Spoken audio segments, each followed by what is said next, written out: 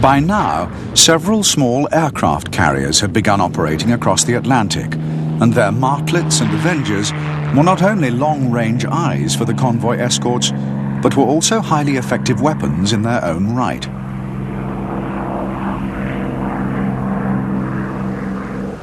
Despite all the improvements in convoy defense, the U-boat arm continued to go from strength to strength. After the second happy time, morale was the highest it had ever been. There had also been a series of logistical improvements. Special supply submarines called milch cows had been used on the American operations. These large submarines resupplied the U-boats in mid-ocean, enabling the U-boats to remain on station for even longer. There had also been important technical advances. Many U-boats were re-equipped with new and deadly acoustic torpedoes that homed in on merchant ship propellers.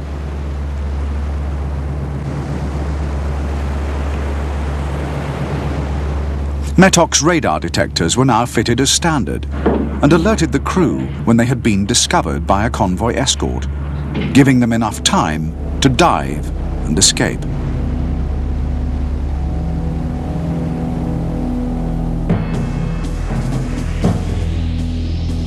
By the autumn of 1942, Allied air coverage along the Atlantic convoy routes had been considerably increased.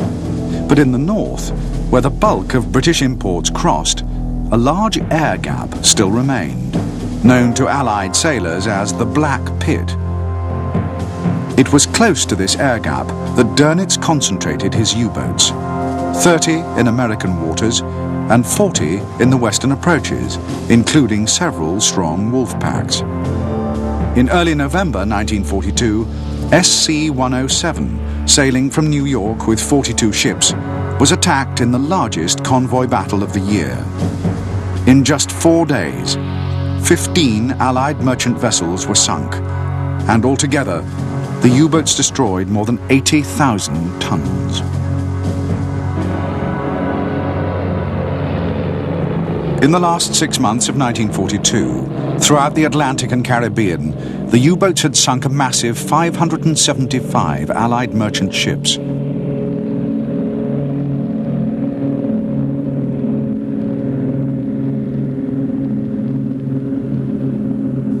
If the Germans could maintain this rate of destruction, the British war effort would collapse.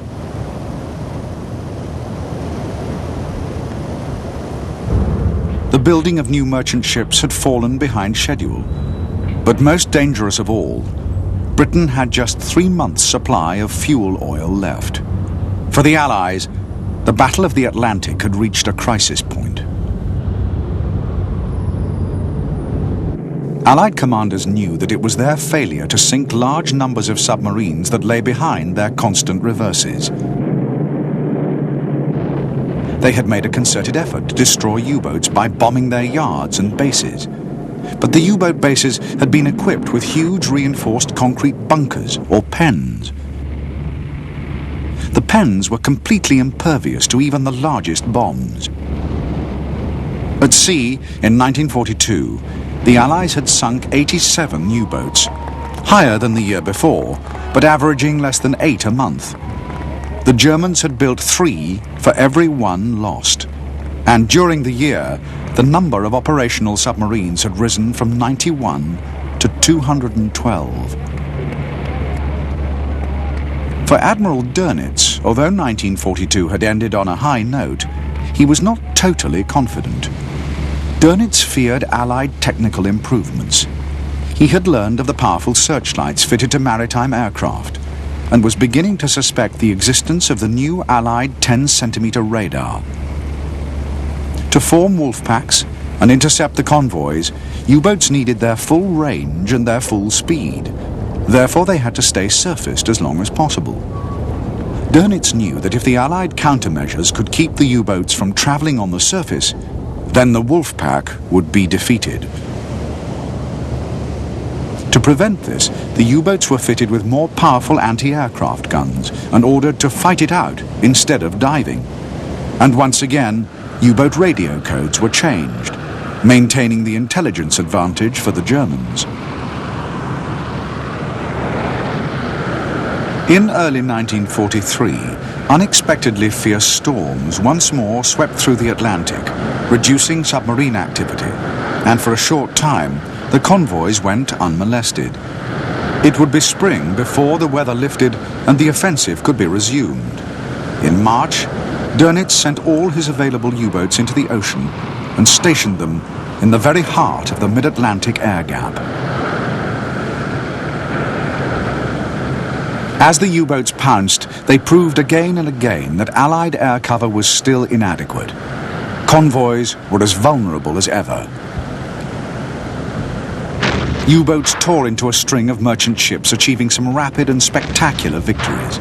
Then, just a few days into the renewed offensive, German codebreakers informed Admiral Dönitz of the course and position of two convoys carrying vital war materials bound from the United States. This gave the Admiral time to set up the largest and most devastating Wolfpack ambush of the entire battle.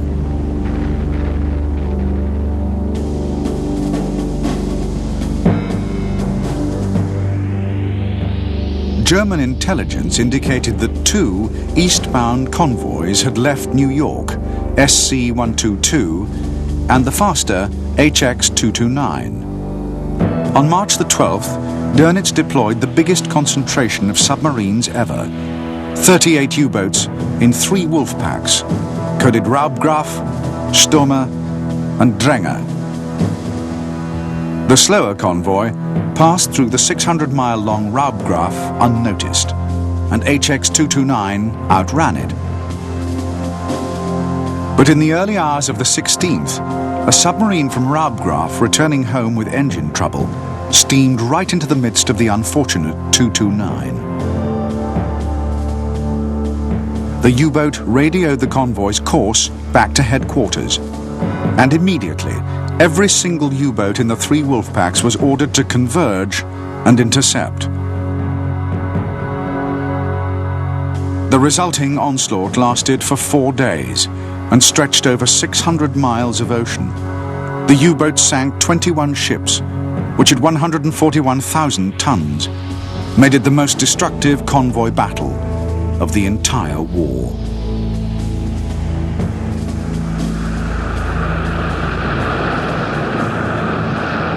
The crippling loss inflicted on HX-229 and SC-122 was the low point of a terrible month for the Allies. In the first 3 weeks of March, 97 merchant ships were sunk, 500,000 tons destroyed, nearly twice as much as the Allies could build in the same time. All Germany's hopes in the U-boats had been justified. Although Dönitz and his crews sensed triumph, the latest successes of the U-boats were not evidence of an imminent German victory. These successes, however dramatic, were due to a sudden combination of unusual circumstances. In fact, although neither side yet knew it, the Allies had already turned the tide of battle.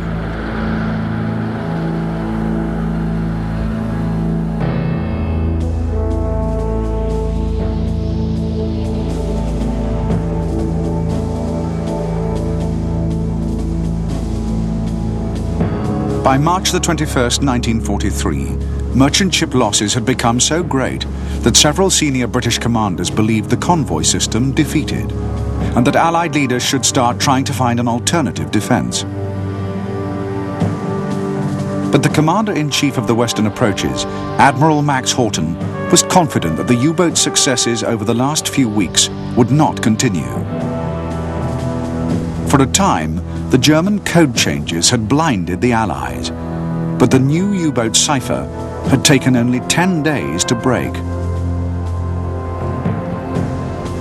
From now on, the majority of convoys could once again simply be rerouted around known Wolfpack positions. What was more, increased air support, particularly with the very long-range Liberators, finally sealed the mid-Atlantic air gap. Good intelligence, powerful